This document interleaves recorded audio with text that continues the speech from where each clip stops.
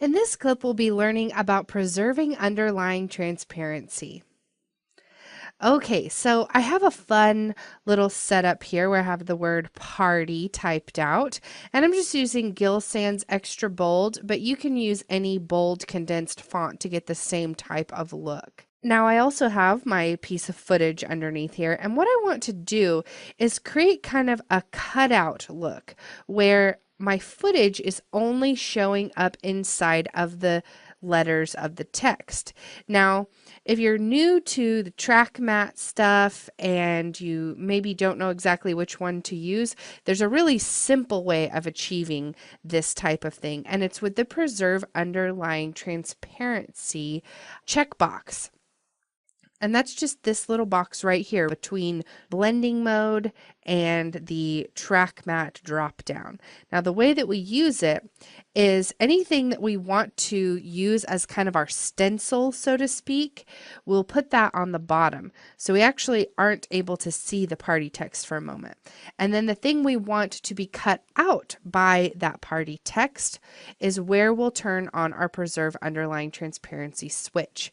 And so this is just a really quick way to be able to show footage through text like this. And this is an effect you see all the time, and this is just a very quick way to achieve it.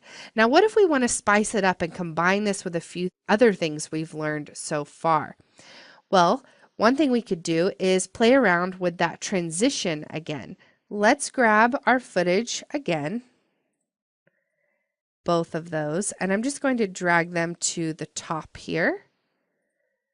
And this piece of party footage I have all the way at the end.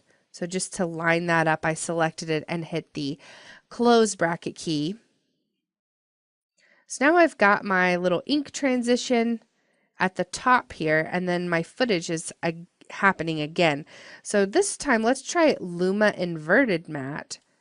And what we get is this really cool effect where we see that cutout text at the beginning that we created on these bottom two layers.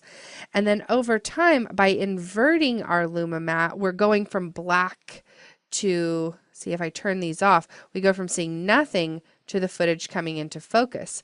So by combining these two things, we'll start out by being able to see our party text created from the bottom two layers. And then the rest of the party washes in with that ink transition. So you can really start to create some awesome, very fun, amazing effects simply by combining your knowledge of things like preserving underlying transparency, track mats, blend modes, all these fun different things. Now let's move on to our next clip where I'm going to finally talk about those blend modes, the stencil and silhouette modes, where we can create some effects that are very similar to this, but again, it's just another way to achieve this. And as you work with all of these different effects, you'll start to learn when's the best time to use which ones. And you may just gain a few favorites along the way.